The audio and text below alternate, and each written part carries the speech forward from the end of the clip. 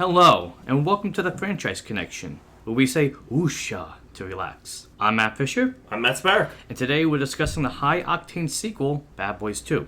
Bad Boys 2 continues to follow Miami PD detectives Marcus Burnett, Martin Lawrence, and Mike Lowery, Will Smith, as they work to protect the city with a tactical narcotics team.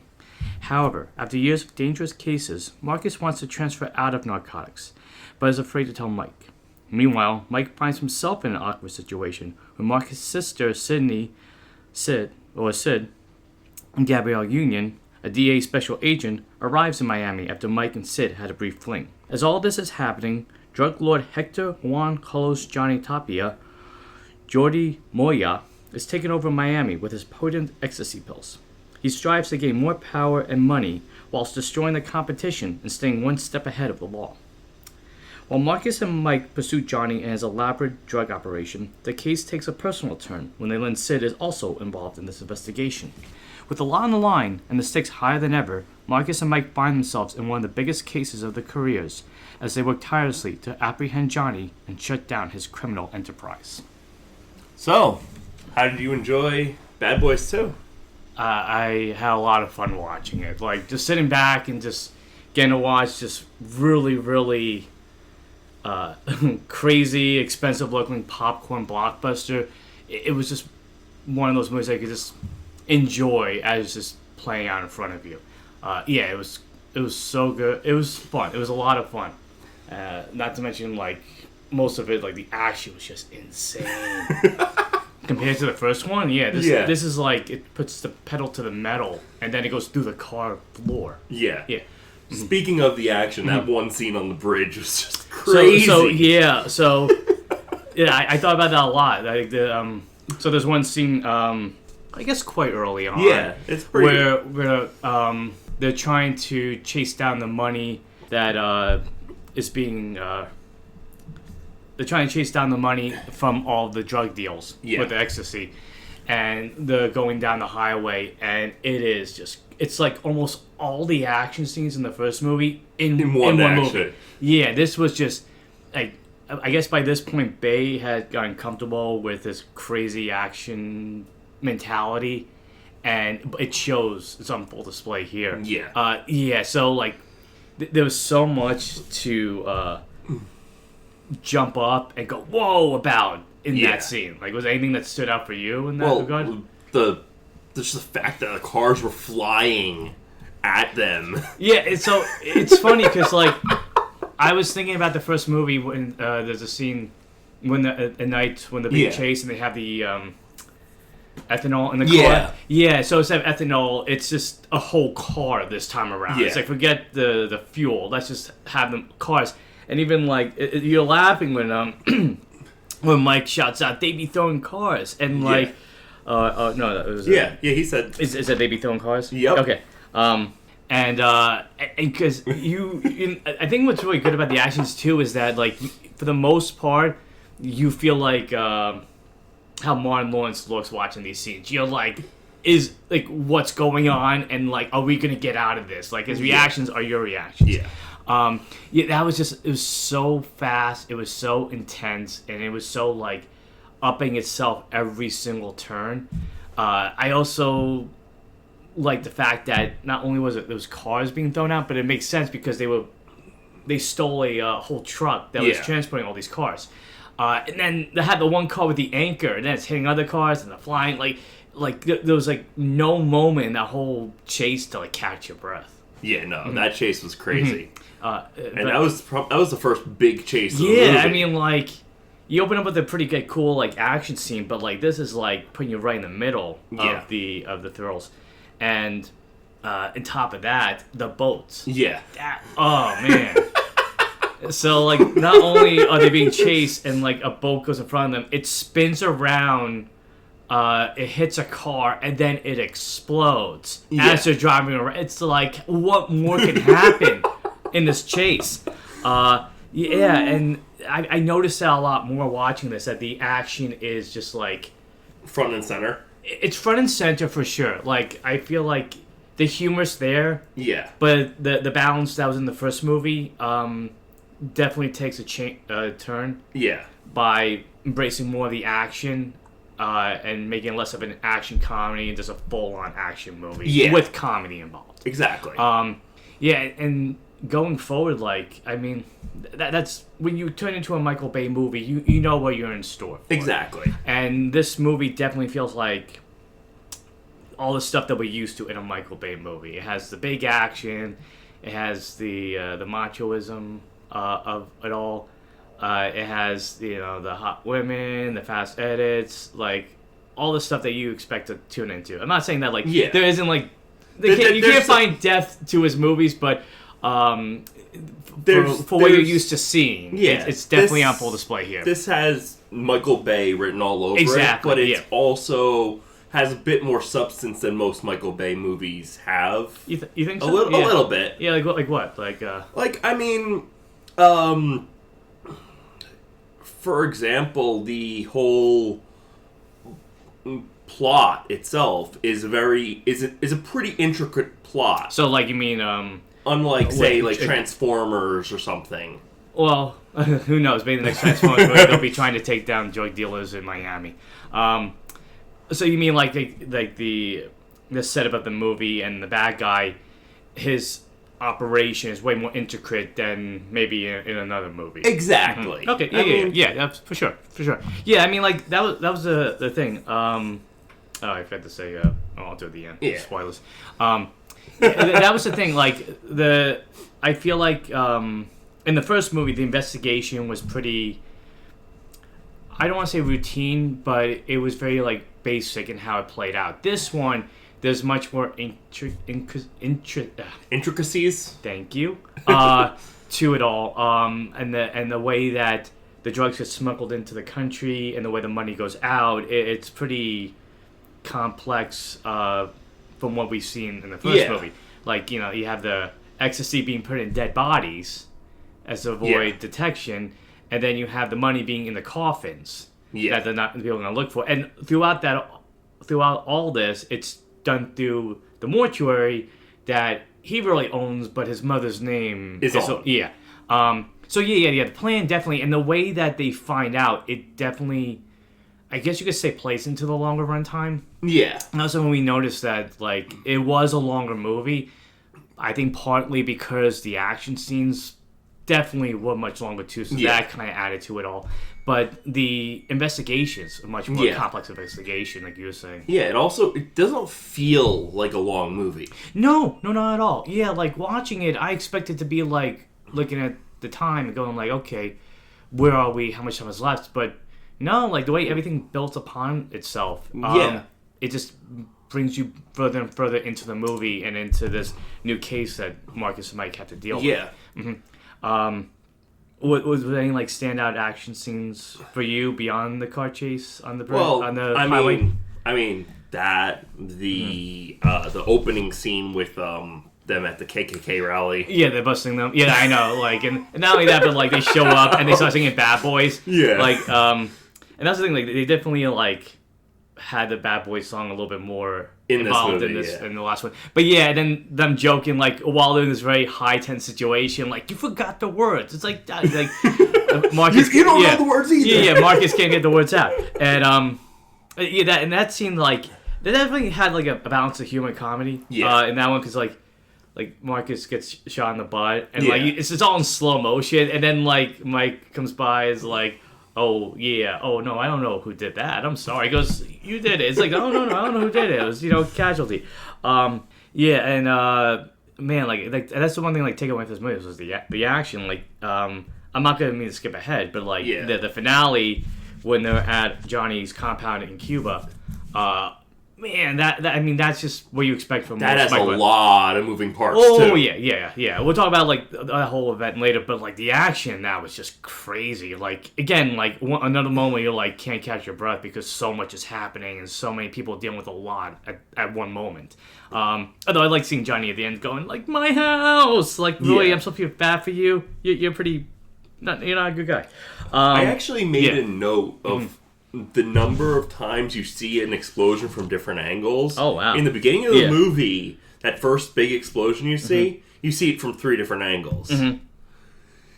The one towards the end of the movie, you see it 6 different angles. It's almost become satirical at some point, I guess. Maybe there is more depth than I thought. But actually, the beginning, even before the beginning of the movie, the montage of how the drugs were coming into the country, that was really cool to just see. Like, yeah, it definitely kind of sets up what they're about to investigate. Like, it's not, you're not being thrown in cold into this case like the first one was. You're kind of like seeing it from the ground up, like how, you know, it gets made, how it gets smuggled in, you know, who's in charge of it. Like, you know the stuff going in, so you have somebody to root against as they're getting closer and closer to the bad guy. Oh, yeah, another scene that I was thinking about with the action was... the Haitians? Yeah, so that was a really cool scene where they go into, like, this... They're trying to find a lead. Like, oh, they sold them money, so they have to know who that money belongs to. I believe so, right? Yeah. Yeah, and they go into the house, and we both... Funny how we both saw the same thing. Like, that was a creepy house. It really was. It felt like you were walking to like a horror movie. It's like, you know, the paint's all creepy. It's misty. There's a little skull in the middle of the room. And that led into like I would say like I kind of enjoyed that action scene for its it's funny to say this, but the subtlety it had. Yeah. Because Mike is fighting with the Haitians, and Mark is in the background, you know, waiting to like jump in when he can. But I really like that one scene where you see the camera spinning around. Like, Mike has both arms out, and he is at a standoff, and then the camera's spinning around, almost like it's making you dizzy. It's like disorienting you. But that was a really cool effect. I think that was a really neat and it was good because he was standing on one side of the wall, and the Haitians were on the other side of the wall. Yeah, so it's painting a much bigger image in your head of what this house looks. Yeah, the house, but also how close this fight is between the two guys.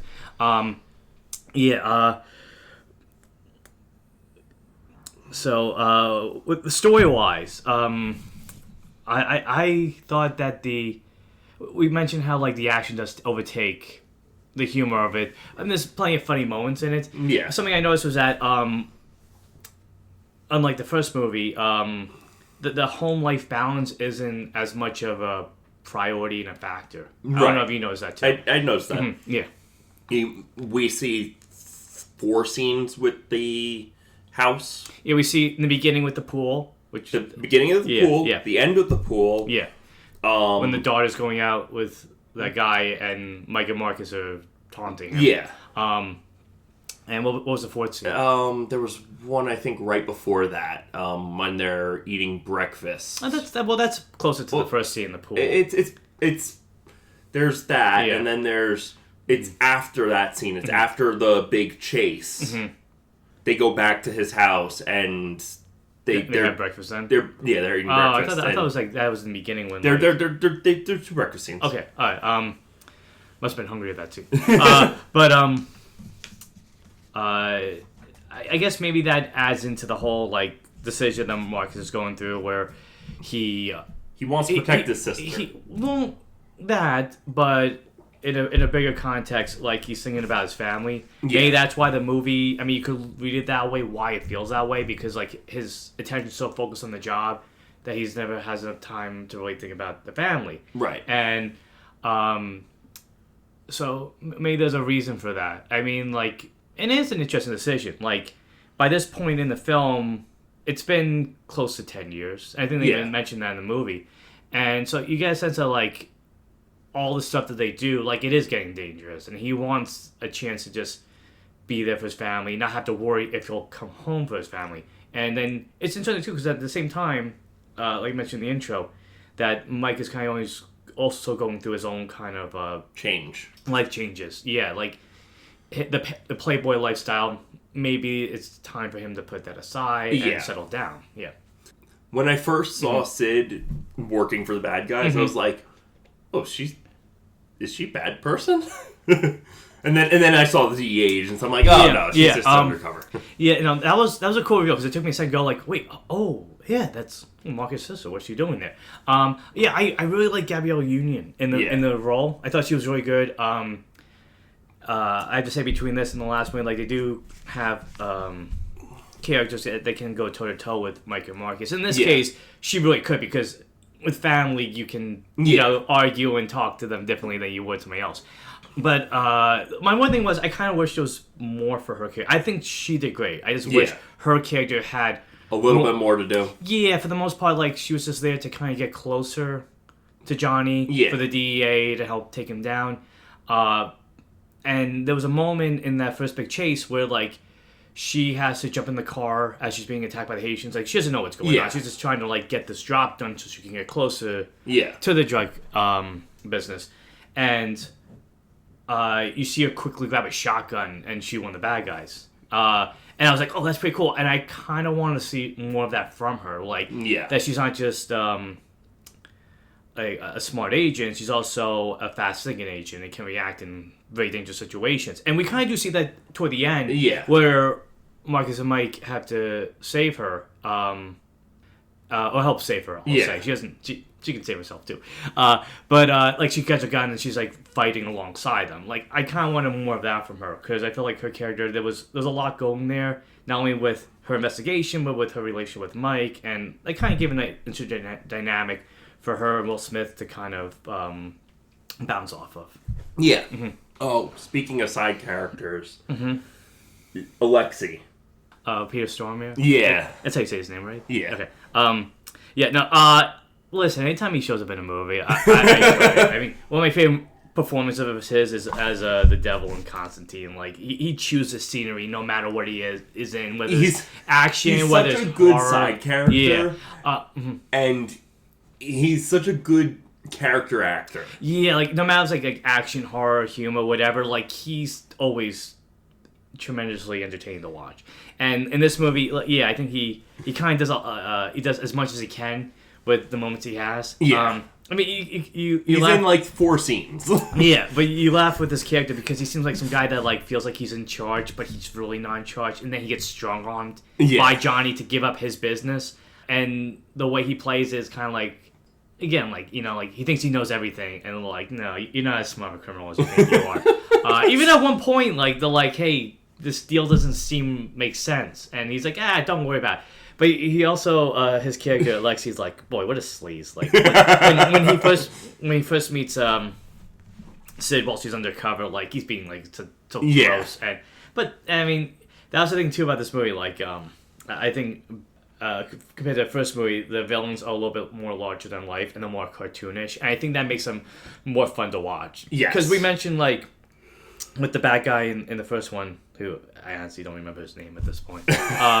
I can actually look it up. Okay. I don't know. I had it down too.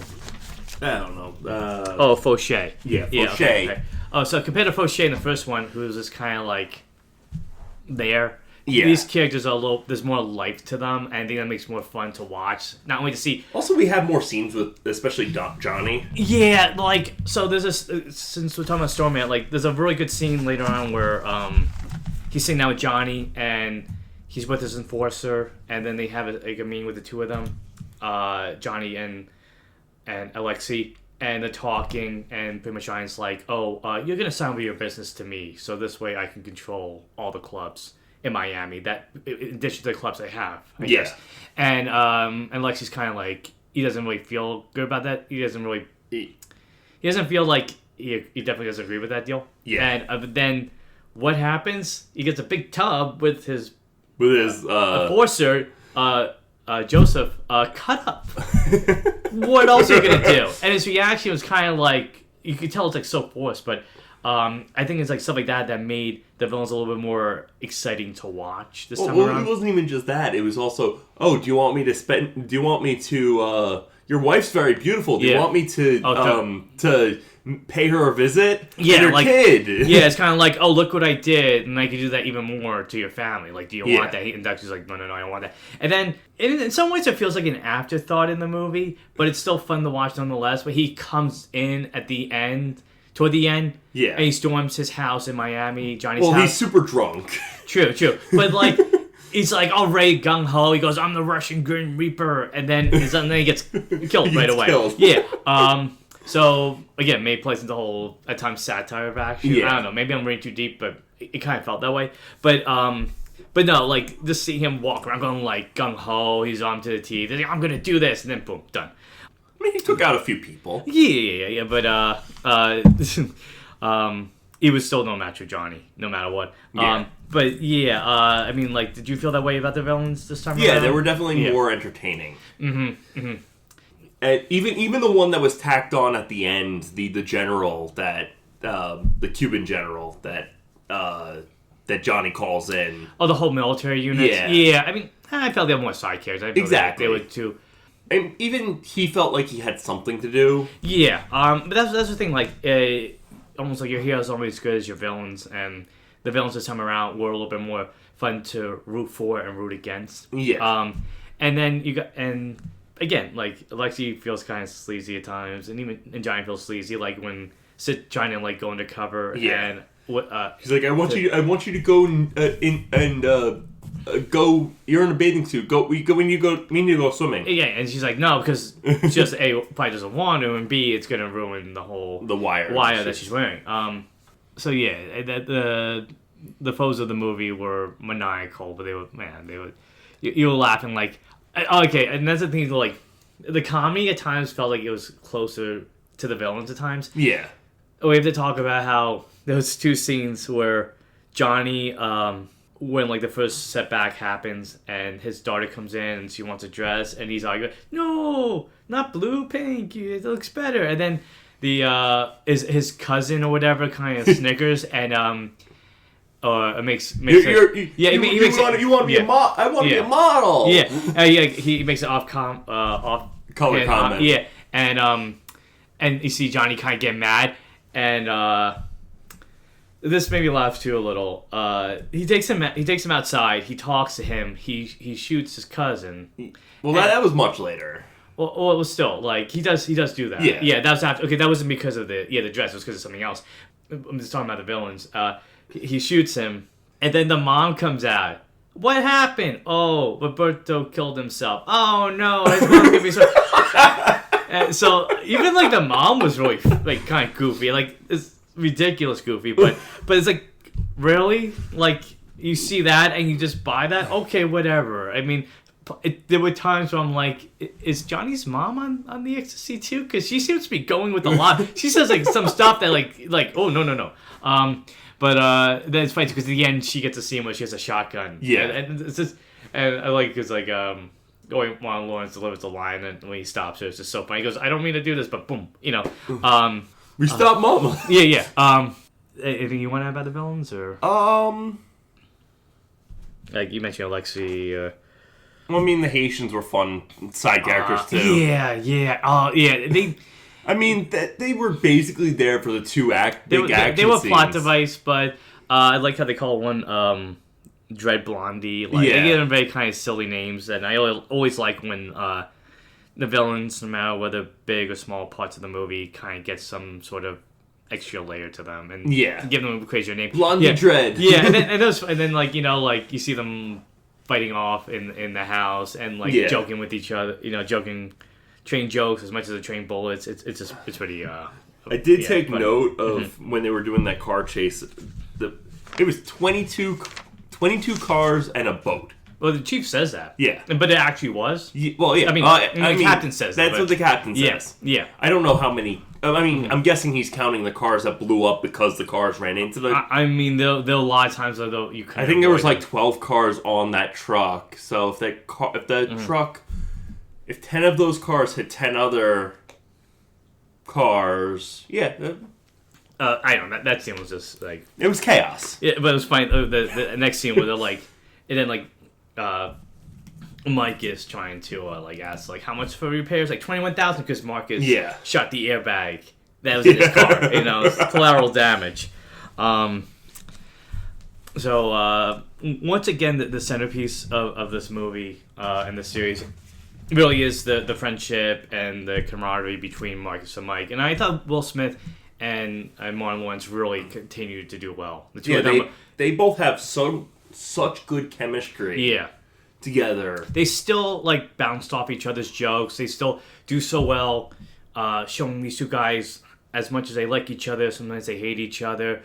but at the end of the day, they're there to protect each other. They're basically brothers. Yeah. And, man, the two of them didn't lose a beat. Like, again, this was like a long time between two movies, and you expect maybe as different actors go on to different roles, and they reprise them, but they still have the same effect, and boy, they still do. Yeah. I like how the Chief had more to do in this movie. You thought so? I didn't feel like he had as much. He had a little bit more. I thought he was, I liked Joe Pantoliano. Yeah. I like how he embraces the wackiness. Like, I don't know. For me, like, I felt like he was having fun with the role, even though the role was just, what are you doing? I'm gonna scream. I'm gonna say whoosha to relax. Well, it was that, and then when they went to his house when Marcus was high on ecstasy. Yeah. Mm-hmm. Yeah. So, and Marcus was like dressing in his gown and the bathrobe. The bathrobe. Yeah. I still he had fun with this role for sure. Yeah. And I think part of the fun of it was just being mad all the time. Like there's a scene after they have another big chase scene, and they were following the bodies of being the coffins taken out of the mortuary. And then he goes, every time this happens, I have to call this person, and this person, and this person, and this person, and this person. And, like, it's, like, too much work. The commissioner's getting up my ass. And that was the thing, too, I noticed this movie, too. Like, the deadline to save the department wasn't there as much. Yeah, no. They mentioned it once, like, this keeps happening, we might get shut down. But it didn't feel like... The first one was like, if we don't get this done, they're gonna shut us down. Yeah, and this one felt like, we just have to say, just so it feels like this... consequences to all this. We keep saying chief. We mean the captain. Yeah. But no, yeah, I thought the captain was a fun side character. Yeah, fine side character. I felt like maybe his role was not well. I mean, he did help out. I think the other detectives helped out more. Yeah, it's almost like they switched it around a little bit. He helped out at the end with the big raid. And... Well, the raid, he got the guy from the CIA that he somehow knew. My friend from the CIA. Yeah. Yes. Yeah. He's a spy. Yeah. So the other detectives, I don't know how you felt.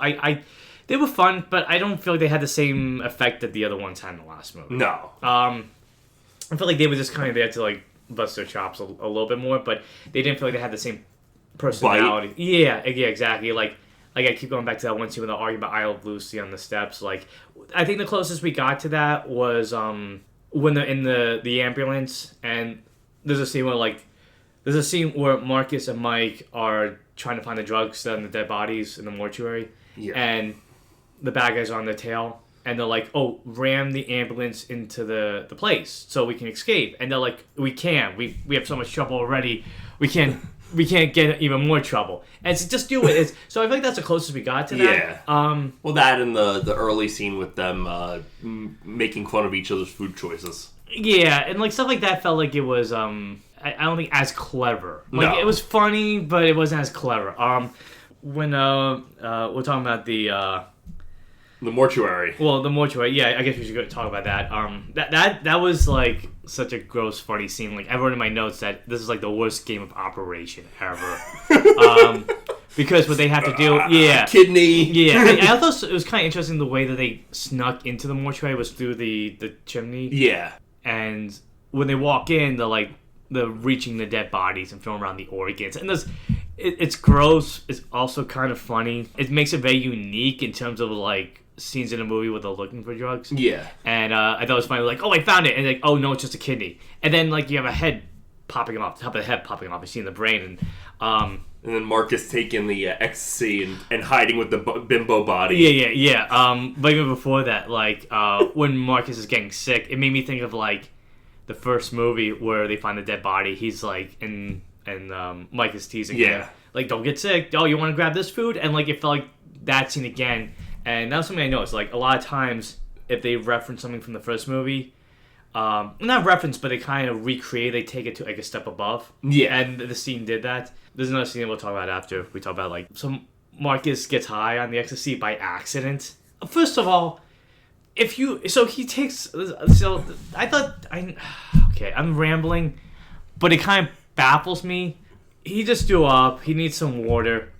If you found a glass lying in a morgue would you just drink out of it? I thought that was kind of more gross than them looking through the bodies. Did you think of that? And not only that, but like that. So it's a water glass. Yeah, and so the ecstasy was in that glass, so Marcus takes it, and then it leads into a really fun scene where Lawrence is able to once again put his comedy skills on display. I thought that was really good. Like that really was. Making fun of the fish. Yeah, like it was funny because when we get to Mike's car, he goes, "Oh, the leather's so nice," and he's like, he feels like he's so happy, and that's when Mike realizes that he's high, and Will Smith plays it so well because now he has to be like trying to do two things at once. He's trying to get the captain's attention to help him get a warrant, and he's trying to keep an eye on Marcus so he doesn't do too much. But yeah, Lawrence, I wonder how much of that at times was improv. Like there's a part where he's squeezing his shirt and he's looking at like the statue, or he drinks the water out of the flower pot, the vase, and then he walks down the bathrobe, and the whole time, like, Mike's like, I gotta get this job done, and Marcus is like, whatever. So, again, it allows these two actors to really put their talents on display. Comedy skills. And acting skills. The other big comedy scene I could think of was the, when they're at the video store. Yeah, so I thought how, it reminded me of, let's see in the first one, but when on the phone and Marcus thinks Mike's saying one thing, meaning another. They're both on camera and they're talking about Marcus's injury. Yeah. But people in the store are assuming it's something else. It makes it very awkward. But even before that, I thought that it was pretty funny that so they find a camera at the Haitian's house after they have the shootout. Yeah. And they go to a tech store. It felt like a mom and pop shop because but they get this kid to help them. Well, the kid's the owner's son. Well, yeah, that's what I mean, like a mom and pop shop. And like they put on the video just to see if there's any information on it, and there's a scene where somebody's having sex, and they're like, it goes from one to all of the TV. Yeah, and then the whole store doesn't know what's going on. And I think what made it funny was like, oh, we gotta turn it off. And they're like, it's official police business. And so this kind of makes like, okay, whatever, I'm not gonna do anything. So yeah, that seems funny. And then like that led to the two of them going into like this the booth, and not realizing they were on camera when they were talking about everything. It had that kind of like Bayism sense of humor that you expect in the movies, where like people kind of wagging their finger and like arching their shoulders, going like yeah. But no, that was fun. And but yeah, I really like from the first movie to this, like you root for these two guys. Yeah. And at this point in the series, you see them at an impasse where they're kind of like, we had our fun, but maybe it's time to move on. I don't know. They almost have like the Riggs and Murtaugh sensibility to them. Like they're starting to get older and and like I guess you could make a point that when Marcus is realizing his daughter's going on a date, that oh my goodness, she is getting older. And I'm gonna miss a lot of stuff, and I want to be here, even though he's very protective of her. And that was a funny. Again, the comedy skills are on display in that scene where the kid shows up and they're like, "How old are you?" And like, "What are you gonna do?" You look 30. Yeah. And it's like, "Don't do this, don't do that. Bring her home by this time." And actually bring her home before that. Yeah. And then Will Smith is just like right in his face, and it's a funny moment. And I think that's what makes those little scenes with the family funnier because you don't see them as much. What was something I was gonna think of? So as you said before, it's a Michael Bay movie, and this feels like when he really reached his form of like the movies he kind of wants to make and create. That was something I noticed, like from the first movie to this one. What felt like what you would see in an action movie, this feels like so hyper stylized, like, and I think that's what makes this movie at times more fun. Is because the reality feels exaggerated.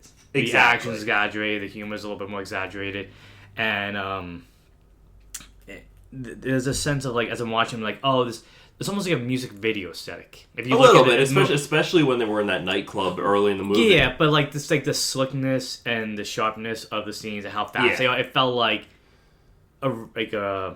it felt like an extension of what you would see in a music video. But on the big screen. And that's, I mean, when you watch a Michael Bay movie, you get that sense a lot. Especially early 2000s. Yeah. And that, and also the I noticed a lot more of his camera movements and tricks this time around. Like, there's that one scene where after they realize that Sid got taken hostage, and Marcus says like, "Oh, bleep's gotten real," and the camera's moving. Like, in my notes, I put it like, Bay reminiscence. Like, it's a moments like where like this thing gets serious, like it slows down, the camera moves around, and like it feels like a big action moment. And yeah, I noticed that more and more, and so it's kind of cool to see, like, by this point for this sequel, Bay's kind of like, now that I know what kind of movies I want to make, I'm gonna make that into one of those. Yeah, and it worked. It worked. I'm not putting it down. I'm not dissing it at all. It definitely feels like what you enjoy watching when you watch a Michael Bay movie. Yeah, exactly. Mm-hmm. It's just a fun action movie that doesn't take itself too seriously. No. I mean, it's still a serious action movie first and foremost, but it's got a sense of humor to it. Yeah, and even though maybe the ratio's a little different, it's just as entertaining. That's why I was kind of surprised when like I saw what the Rotten Tomatoes score it was. I'm like, it's pretty low for, like, I guess, but maybe people expected more out of it after the first movie. That's a critic score. The audience score is very high. Okay. Which is why probably is probably why this franchise is as well loved as it is. Yeah. And something else I noticed too was as is wanted in Michael Bay movies. I noticed the product placement a lot more this time around. That's not to be critical. I mean, it's gonna be there. Yeah. I put it this way, because like I have fun. It's an expensive movie. Yeah. I put it this way. I bring up to say it's part of it is fun to watch what's going to be featured in the movie. Yeah, like this one, you got Miller, and then the beer, and then you got Pepsi. You got a Hummer at the end. I mean, there wasn't a lot, but there's something fun about going, like, having almost like a bingo card of like, oh, what's going to be featured in this movie. Oh yeah, for my it definitely wasn't. It wasn't as egregious as some of the other product placements. Yeah, I was gonna say, for my money, Transformers 4 has some of the best worst product placements. We'll talk about that. And Shazam 2. Well, we'll get it when we get to those movies. Yeah. So something I did keep in mind while I was watching this movie though was so this came out in 2003. Yeah, and they even mentioned in the movie. You're getting the sense of, like, post 9/11 reaction. They even mentioned 9/11. They did. When they mention it, it may go like, oh, that's why certain things happen the way they do. Like, he's like, oh, Coast Guard is keeping track of this, and the sense of, I'm gonna say, like, the sense of patriotism in the movie is a reaction to, like, that era of time. And you see that in the movie, like, when you even had the soldiers featured at the end in Guantanamo Bay, but even before that, again, the movie taking itself to a next level. Mike and Marcus suit up like the soldiers. They go from being detectives, narcotic detectives, to being soldiers in military vehicles, flying to Cuba. I don't know, like, when you saw that, I don't know like what you thought, but I was like, oh, it's almost like how Fast and Furious has transitioned over time. It's like they go from being like street level detectives to, like, larger than life military heroes. Yeah. USA. Yeah. USA. Exactly. So that leads us to the end of the movie with the big climax. Like, I thought the raid on the house was really interesting. Like, how they got there. That one of the detectives had a relative that was in the underground against Castro. Yeah. And that he was able to help him sneak underneath the house, and then they had, the military, and you had the CIA helping them out. Yeah.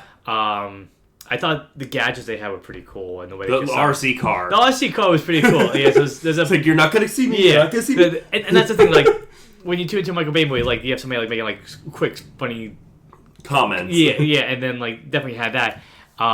But like how like he had the RC car. Yeah. And then the guy's fine, and then boom, and now that's what I was like. That's when it all started. Like the rain, the place, the sneaking under the ground. Marcus and Mike are like ready, armed to stop Johnny. It made me laugh when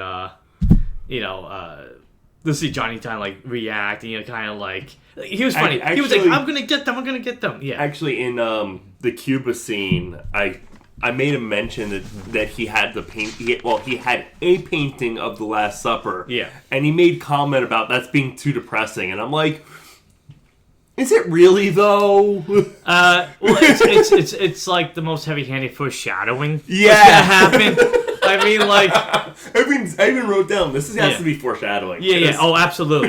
Not only that, but I think what made that scene funnier is that like the looking at the painting and the daughter's, and he's like, "What is this?" And the daughter's like, "Oh, that's the Last Supper. That was what last dinner Jesus had before he got killed the next day." And he's like, "Don't you like that? That's depressing." Yeah, I want angels. Yeah. The bad guy, the devil wants angels. But yeah, man, that whole scene really erupted very quickly. And not only that, but like you have like a really nice setup with like this big camera scene showing the mansion. Yeah. And then like you zoom in, and you do feel like the whole compound, like when you see the military show up, and they know it's heavily guarded, and their backs against the wall. They're outnumbered, but they're ready to fight anyway. I think that adds to the more excitement of it all. It's like, a small number against a large army. And also the iguanas. Oh, yeah. So the iguanas and cats that threw over the wall. Yeah. I thought that was funny. Again, like, they found interesting means to sneak in, and then Marcus and Mike are in one of the coffins. And they just show up, and they shoot the bad guys.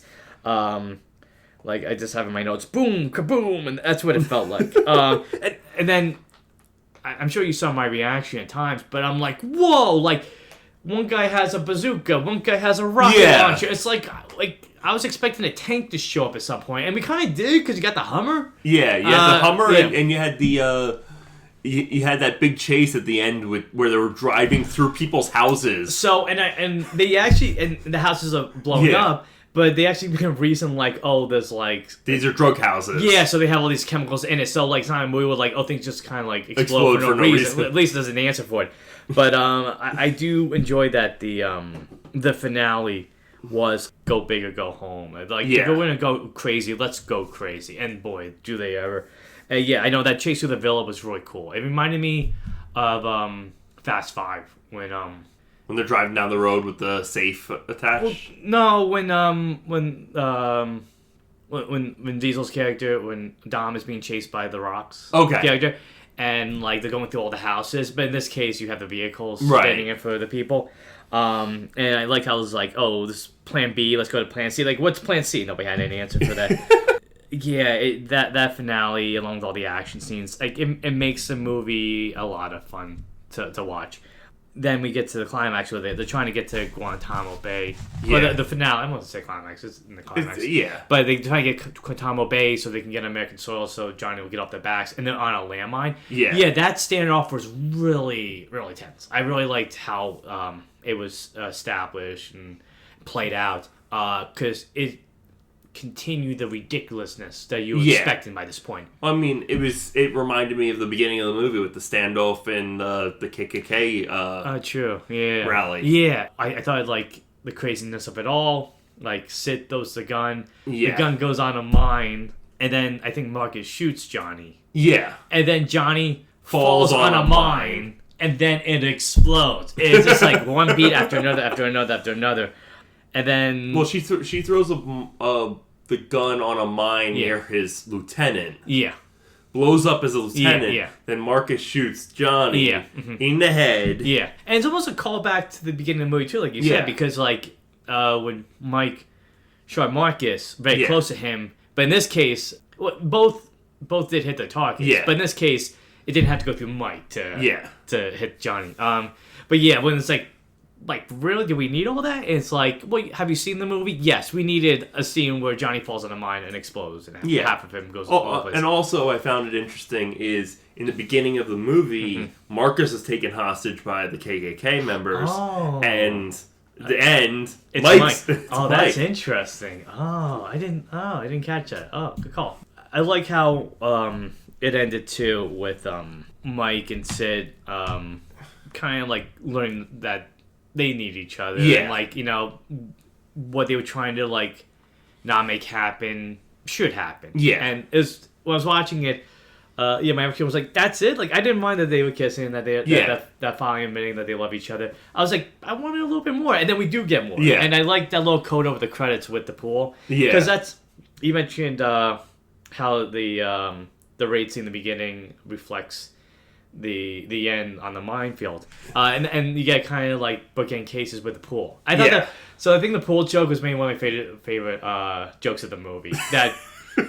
So dog. Yeah, well, but like Marcus gets a pool, and he likes it. Yeah. It's an above ground pool, but the whole family's like, "Oh, Dad, come on! Like, you gotten a better pool." Yeah, like how much does a better pool cost? And they say how much money is, and the dog, which I guess they got between movies, pulls one of the support beams of the pool, and it knocks out all the water, and then it goes out into the ocean. Well, it goes in the ocean, but then at the end, it happens again as Marcus and Mike are kind of like coming to terms with what they are in life. That Marcus is like, okay, I'm not going to transfer. He goes, but don't test me because I will.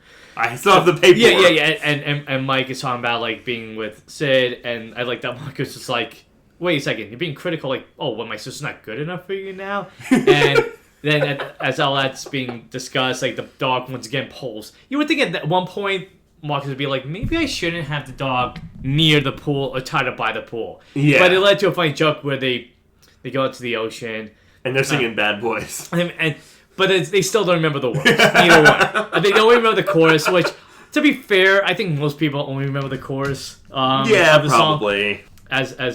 But I thought it was a nice kind of ending where like.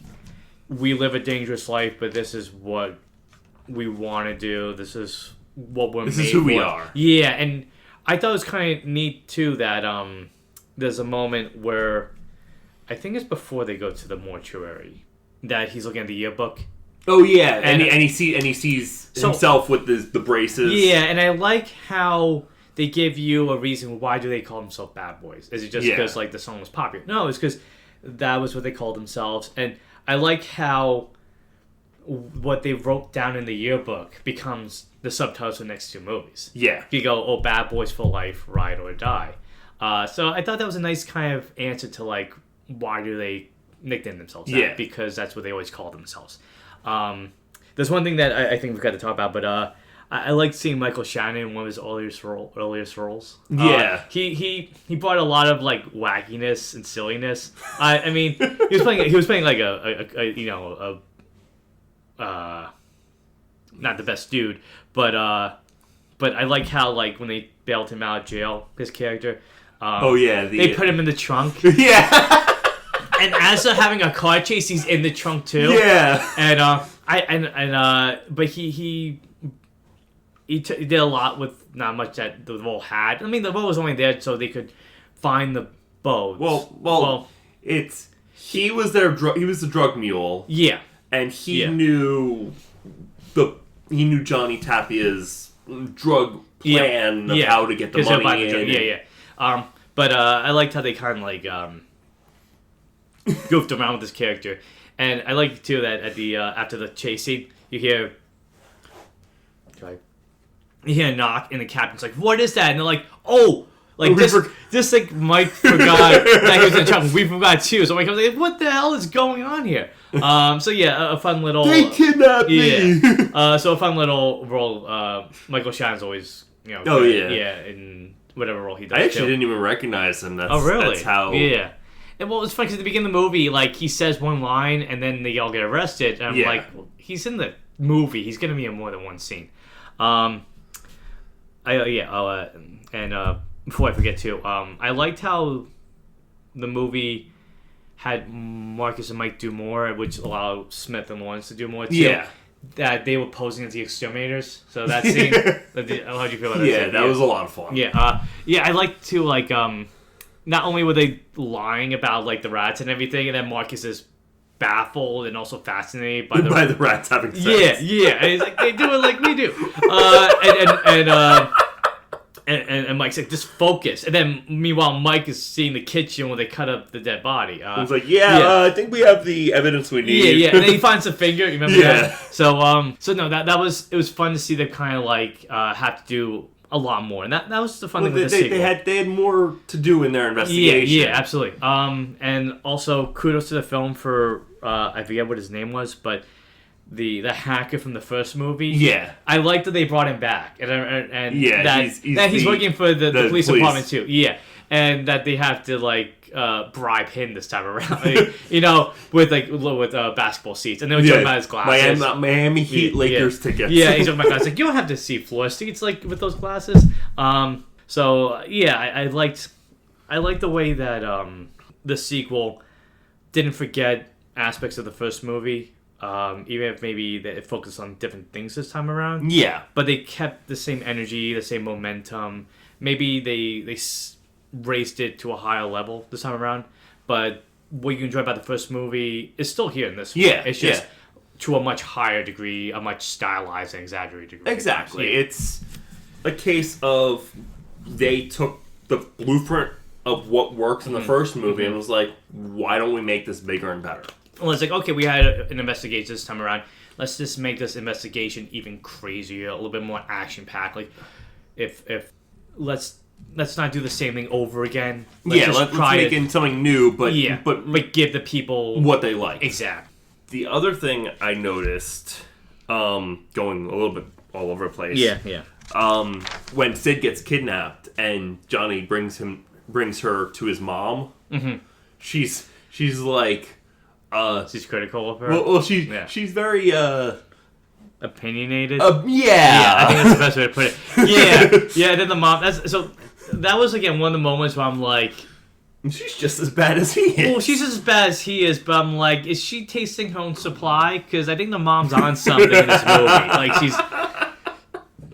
she doesn't keep her thoughts to herself. I mean. What old person does? Yeah, I know. Johnny's mom, again, going to the whole cartoony aspect of the villains. Exactly. I think that's what made this movie feel a little larger than life compared to the first one. It's like, oh, that guy in the first one, that's what you expect from a drug deal. This time it's like, we're in a movie. We don't have to be as serious and close to reality. Let's go a little crazier. Exactly. It's just a fun movie that has a lot. It does a lot of cool action scenes that go way bigger than you think they'd go. Yeah. It's almost like how they're going to top this scene. When we were watching it, it's like, okay, there's that highway chase scene. What are they going to do? Oh, now they're doing this. And then it's like, by the end, they're not only storming a house or the mansion, but they're fighting off a military unit at the same time. And also... I feel bad.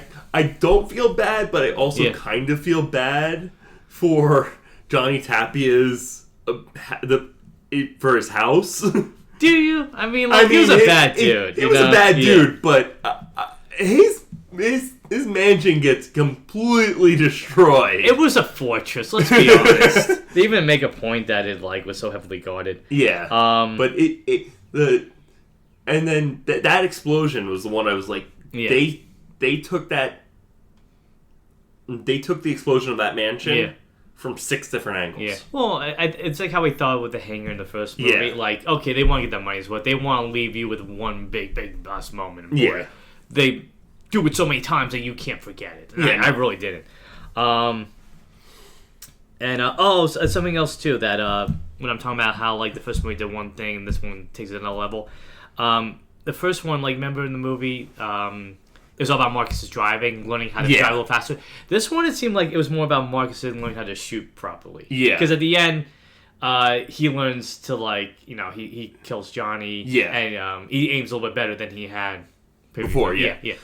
The other thing I noticed was this movie really used its R rating. Yeah, that's a good point. Yeah, because the first one, maybe the language, maybe some of the content, it was R-rated. But this one, I mean, you also have... It was definitely a bloodier movie at times. It was a bloodier movie. You saw breasts. Yeah. You saw... It was just a very... It was very R-rated. Yeah, it embraced the idea that it wanted to be, It was an action movie that wanted to, like I said, accelerate and escalate things to a higher degree than the past one did.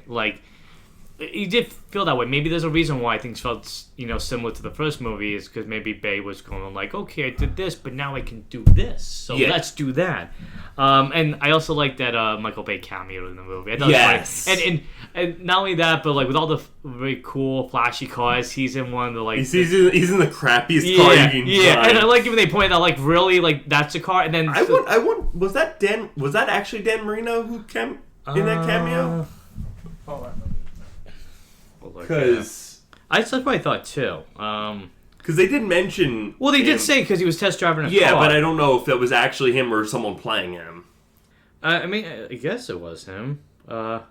Yeah, it says Dan Marino is Dan Marino. Yeah. So yeah, that was. I mean, that was a really funny. Very Miami. You have the Miami Dolphins quarterback showing up in the movie. But I mean, is there anything else that we missed? What? It's a side note, but before the big freeway or highway chase scene, and how I keep talking about how these villains are very cartoonish. I like how one had a chauffeur to rally the Haitians around. Yeah, it's like why not? It's so comical at this point and so almost comic-esque that like why not have a chauffeur be the one thing that rallies around. So I like details like that. The other detail I forgot to mention is Mike's CI ice pick. Mm-hmm. Yeah, that scene was funny too. And again, like that put their the humor on display. Like I put in my notes like, the break dancing, literally the break as they're dancing. Because it wasn't. I think I put in my notes like he was like someone with his. It was something with his dance team. Oh, like why? Well, no, they went in and they were they were basically being like, well, you're not going to give us the information, so we're going to break stuff until you do. We're going to practice our dance moves. Right. Yeah. So I was right. It was close enough dancing. But even before that, when Mike was still mad at him because he gave them the KKK rally. And he was like, that was only 2 bags? Oh, that's right, because they didn't leave the whole bus. They only had some of the drugs.